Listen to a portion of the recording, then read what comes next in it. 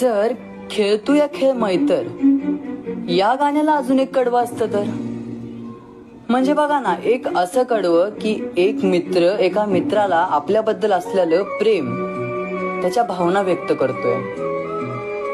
बघूया मग माझ्या शब्दात.